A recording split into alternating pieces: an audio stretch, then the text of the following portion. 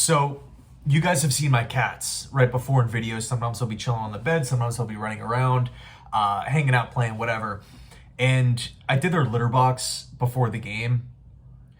Little did I know I would have more of an enjoyable time cleaning my cat's litter box than watching the Jet game that took place tonight, man. The Jets get absolutely dismantled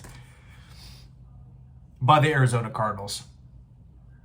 Absolutely dismantled. Now, look, we knew the matchup was a complete nightmare going into it. I mean, we talked about it in the preview video. The Arizona Cardinals have a lot of really good one-on-one types of players, guys that make plays in open field, guys that are tough to bring down. We know the Cardinals are great in the run game. We obviously know their quarterback, Kyler Murray, presents a ton of mobility, a ton of speed, a ton of quickness.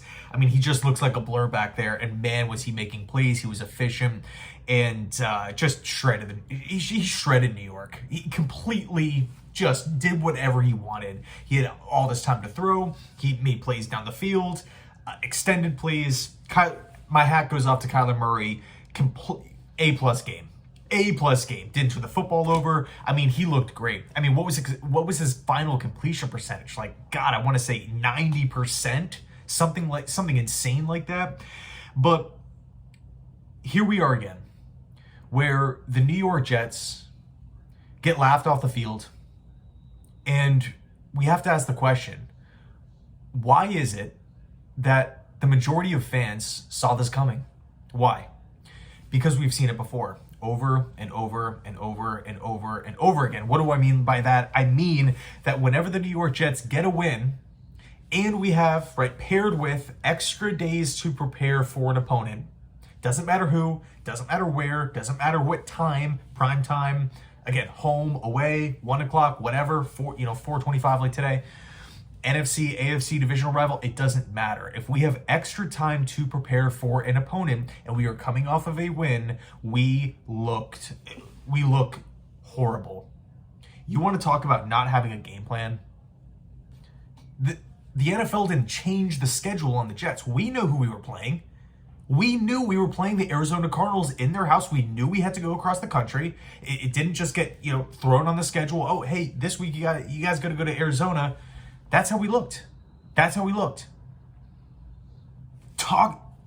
The game plan was absolutely atrocious. Absolutely atrocious, right? If you're one of those fans that is completely done with the season, right? You're pounding on the table. I want to talk about the new head coach. I want to talk about the new general manager. I want to talk about different options here. What's the vision? What's the identity moving forward? You can point to this game as, many games this season and in prior seasons. But today kind of just encapsulated it all. And of course, right, it's depressing, it's frustrating. The Jets take one step forward with a big time win against the Houston Texans, albeit beat up, but still managed to get the victory. We've seen this team face, any little bit of adversity and they just fall apart, they melt. Doesn't matter who they're playing. But in that Texans game, they battled back and they found a way to win. And the hope was, hey, this is the prove it week. We have seen this team drop the ball over and over again, year after year, when we have, again, extra days to prepare, and we're coming off a win, where there's talking throughout the week. There's that kind of, you get the sense of, look at us, NFL watch out, we're coming back, be on the lookout. And we fall short every time. We fall short every time. Let's talk about the game plan, right? What was the idea on how to slow down Kyler Murray in this Cardinals offense? Look, it's harder said than it's a lot easier said than done, right? Believe me. It's not like every defensive coordinator has the perfect plan to stop Kyler Murray, right? Obviously not. And the Jets are, the outlier here, right? Clearly no. Not the case. Arizona's a good football team. They're in first place in the NFC West for a reason. We have to give them credit. But at the same time, the New York Jets look like the worst team in football when it comes to defensive play. It's atrocious. We cannot tackle. There's this huge cushion, I feel like, on almost every single passing play. Again, Kyler Murray running around doing whatever he wants. I mean, let me just list off these drives. I actually wrote down the drives here to start the game off. 6 plays, 70 yards, touchdown. First drive of the Arizona Cardinals. When the Cardinals get the ball back, they go 9 plays, 70 yards, touchdown. Starting off 14-0. No punts. The next drive, 10 plays, 70 yards. Touchdown, 21 points. 70 yards, 70 yards, 70 yards. These are long, massive drives for this Cardinals offense, going right down the field. Hot knife and butter. Next drive, 10 plays, 49 yards, field goal. More points for this Cardinals offense. What does that tell you about this Jets defense? That struggles against mobile quarterbacks. I don't even want to say mobile quarterbacks. We just have to call it like it is. They struggle against everybody. Sorry about the noise outside. I think a Mustang. My neighbor has this modified exhaust Mustang, just drove by. But we take those 4 drives, whatever, they're in the books. By the way, Kyler Murray, 17 of 19, 199 passing yards, 1 touchdown at halftime. We come out of halftime. Jets fans are hoping for, hey, you know what? Is there an could there be some sort of adjustment made at halftime? Could something be done to help control this Cardinals offense, similar to like we saw last week against the Houston Texans, where it was just mistake after mistake, confusion all over the place, just discombobulation, just utterly pathetic in the first half, but again, managed to find a way to win in that second half. Not only did they just win the second half, but they obviously won the football game, and the Cardinals come out of halftime with their first drive, going on another 10-play drive worth 88 yards and another touchdown. So these drives, right? And look, I understand it's just we're only talking about one game here, but in reality, it's not really one game. It's really not. These issues have been they're clear as day. The Jets, they just need a lot of work.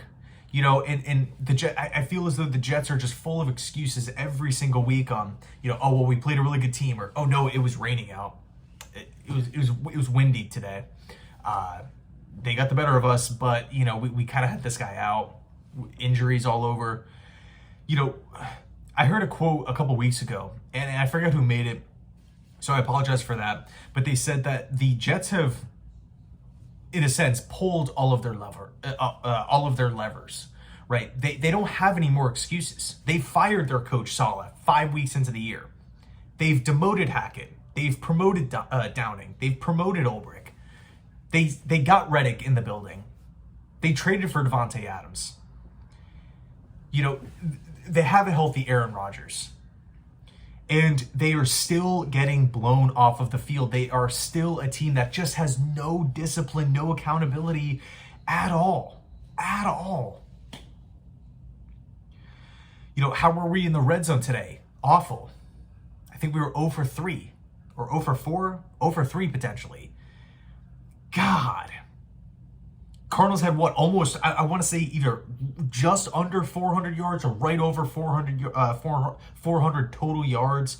I think they had just under 30 first downs or over 30 first downs, somewhere in that range. I mean, the Cardinals were just running circles around Jeff Ulbrich and this defense.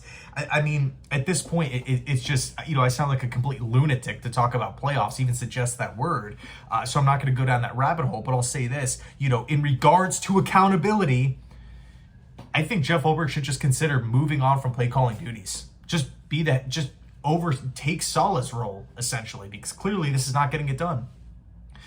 Is the entire loss on Jeff Ulbrich? No, it's not.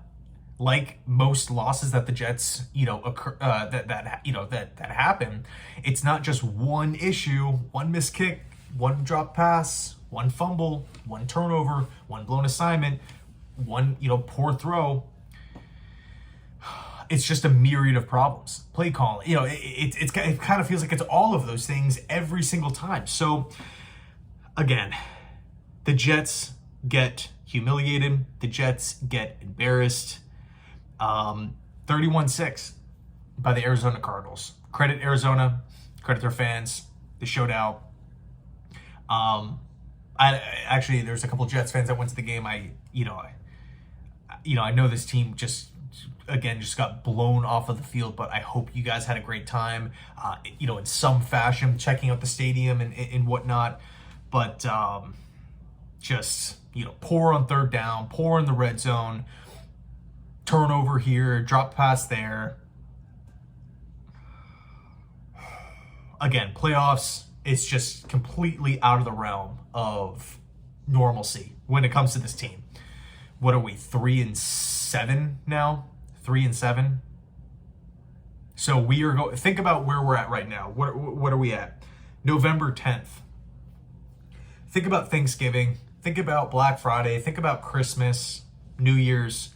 We're essentially going to have to win every single week